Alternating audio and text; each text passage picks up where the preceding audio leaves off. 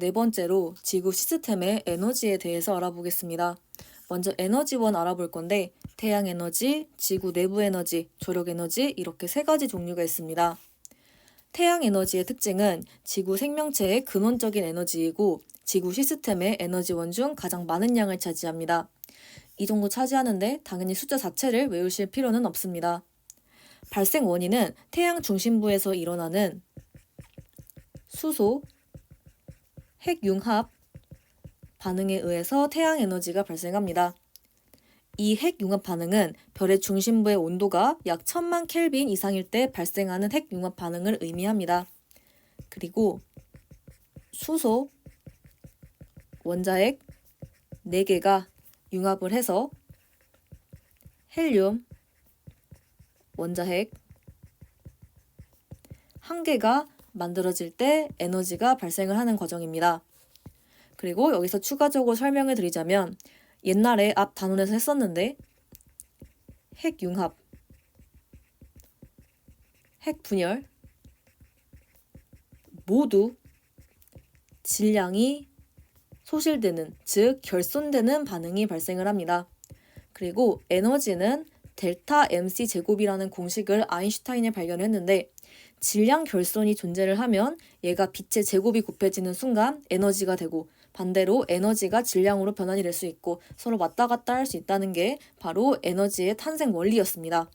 그래서 핵융합 반응도 당연히 질량 결손이 일어나니 이걸로 인해서 에너지가 발생을 할 수 있었고, 그리고 왜 하필이면 수소 핵융합이냐 라고 하면 태양은 아직 주기율성 단계였습니다. 이것도 옛날에 앞 단원에서 했었는데 주기율성 단계면 수소를 이용해서 핵융합을 진행을 해서 에너지를 탄생을 했었습니다. 그래서 태양은 주기율성, 수소 핵융합 이렇게 기억해 주시면 됩니다.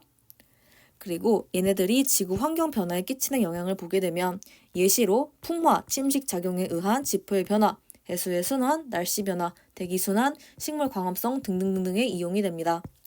그래서 이를 통해서 알 수 있는 내용은 지구 환경 변화에 가장 큰 영향을 끼친다라고 봐주시면 됩니다. 그리고 기억하실 부분이 수소 핵융합 반응이랑 빅뱅의 핵합성이 있습니다. 먼저 수소 핵융합 반응은 수소 원자핵, 즉 양성자인 수소 원자핵 4개랑 헬륨 원자핵 1개가 탄생하는 반응으로 진행이 됩니다. 그래서 이 과정에서 질량이 결손되기 때문에 에너지가 탄생을 하게 돼서 얘가 바로 태양 에너지의 원리다라고 봐주시면 되는데 문제는 빅뱅 핵합성과 구분을 하셔야 됩니다. 빅뱅에서는 양성자 2개, 중성자 2개가 만나서 헬륨 원자핵 1개가 됩니다. 그래서 먼저 양성자랑 중성자가 만나고 그 다음에 플러스랑 중성자 결합하든 아니면 중성자랑 양성자 결합하든 해서 헬륨 원자핵이 탄생하기 때문에 얘랑 얘는 반드시 구분을 하셔야 됩니다. 그러면 두 번째로 지구 내부 에너지 보도록 하겠습니다. 특징은 지구 시스템의 에너지원 중에서 두 번째로 많은 양을 차지하고 당연히 이 숫자 외우실 필요가 없습니다. 발생 원인은 지구 내부의 방사성 원소의 붕괴열에 의해서 발생을 하게 됩니다. 방사성 원소라고 하는 건 불안정한 원자핵이 스스로 붕괴하면서 방사선을 방출하는 원소를 지칭합니다. 그리고 지구 내부 에너지가 지구 환경 변화에 끼치는 영향의 예시는 멘틀 대류에 의한 지진 및 화산 활동, 외핵의 운동에 의한 지구 자기장 형성 기억하시면 됩니다. 그래서 우리 외핵은 액체 상태였고 금속으로 구성이 되어 있었습니다. 그래서 대표적인 예시가 철, 니켈 등등등등이 있었습니다. 그래서 금속이 움직이니까 자기장 형성 봐주시면 됩니다. 그러면 조력 에너지 보도록 하겠습니다. 특징은 지구 시스템의 에너지원 중에서 가장 적은 양을 차지하고 당연히 이 숫자 모르셔도 됩니다. 발생 원인은 달과 태양이 지구에 작용하는 인력으로 인해 발생하는 조석 현상 아니면 조류를 일으키는 힘입니다.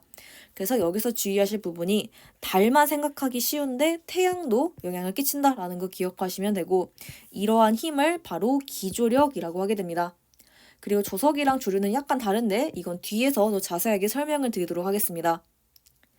조력 에너지가 지구 환경 변화에 끼치는 영향은 예를 들어서 밀물과 썰물에 의한 해양 지형의 변화, 그리고 해안 주변의 생태계의 영향 등등등이 있습니다. 그래서 이 그림을 보면 태양 에너지가 1등, 지구 내부 에너지 2등, 조력 에너지 3등 이렇게 됩니다. 그래서 크기는 이렇게 되고 당연히 숫자 암기하실 필요 없습니다.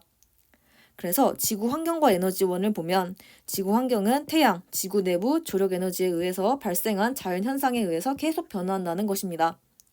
그리고 지구 시스템의 에너지원 특징을 보면 태양, 지구 내부 조력 에너지는 상호 전환이 되지 않는 독립적인 관계다라고 봐주시면 됩니다. 그래서 이거랑 이것도 참고해서 이 내용 기억하시면 되고, 참고사항으로 조석에 대해서 더 자세하게 알아보도록 하겠습니다. 우리가 조석이란 말도 많이 쓰고 조류라는 말도 많이 쓰는데 정작 조석이 뭔지 조류가 뭔지라고 설명하라고 하면 되게 애매합니다. 그래서 이거 자세하게 용어 정리해 보도록 하겠습니다. 조석은 밀물, 즉 해수가 밀려 들어오는 것, 그리고 썰물, 즉 해수가 빠져나가는 것, 이런 것들로 인해서 해수면의 높이가 주기적으로 높아지고 낮아지는 현상을 조석이라고 합니다. 그리고 지구에 작용하는 달과 태양의 인력이 복합적으로 작용을 해서 발생을 하게 됩니다. 그래서 태양도 조석에 영향을 끼친다라고 기억하시면 되고, 조류 같은 경우는 조석으로 인해 나타나는 주기적인 해수의 흐름입니다. 그래서 밀물과 썰물을 지칭한다라고 보시면 됩니다. 그래서 밀물과 썰물로 인해서 낮아지는 이런 현상들이 조석이라면 밀물로 인해서 이렇게 물 들어오고 썰물로 인해서 물 나가고 이런 것들이 조류다라고 봐주시면 됩니다. 그래서 조석은 수직적인 거, 조류는 수평적인 거 기억하시면 되고, 만조랑 간조라고 하는 게 있는데 만조는 밀물로 인해서 해수면 가장 높아진 거, 간조는 썰물로 인해서 해수면 가장 낮아진 거 봐주시면 되고, 만조랑 간조는 각각 하루에 약 2번씩 발생하게 됩니다. 그래서 이거 보게 되면 하루에 만조 2번, 간조 2번 나타나게 되고, 밀물, 썰물, 밀물, 썰물 각각 2번씩 나타나고, 조차도 존재한다 라고 봐주시면 됩니다. 그리고 이 조차는 여기 나오겠지만 만조와 간조 때의 해수면 높이 차이입니다.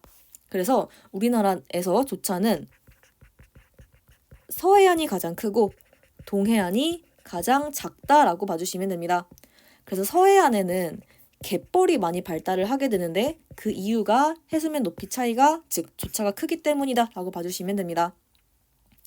그리고 조석의 주기는 만조에서 만조, 간조에서 간조 이렇게 되는데 약 12시간이기 때문에 만조 2번, 간조 2번 하루에 발생한다 라고 봐주시면 됩니다. 그리고 사리랑 조금이라는 게 있는데 사리는 한 달 중에 조차 가장 크게 나타나는 시기이고 조금은 한 달 중 조차가 가장 작게 나타나는 시기입니다. 그래서 사리랑 조금은 각각 한 달에 약 2번씩 발생하게 됩니다. 그래서 얘는 하루, 얘는 한 달 기억하시면 되고, 사리 같은 경우는 태양, 지구, 달이 일직선 상에 놓이게 되면 지구에 작용하는 달과 태양의 인력이 합쳐집니다. 그래서 사리가 되게 되고, 이 사리가 되는 조건은 달이 삭 형태인 음력 1일, 그리고 망, 즉 보름 형태인 음력 15일경에 발생합니다.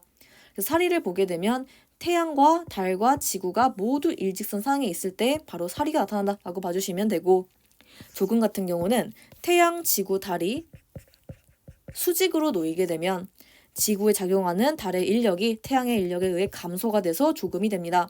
그래서 이거는 달이 상현 형태인 음력 7, 8일경, 하현 형태인 음력 22에서 23일경에 발생합니다. 그래서 이렇게 수직으로 놓일 때 조금 발생한다 봐주시면 되고, 이거를 이렇게 한 달 주기로 그려보게 되면 사길 때, 망일 때는 사리, 그리고 상현달, 하현일 때는 조금이다 라고 봐주시면 됩니다. 네, 그럼 이렇게 해서 조석 참고사항까지 마무리하도록 하겠습니다.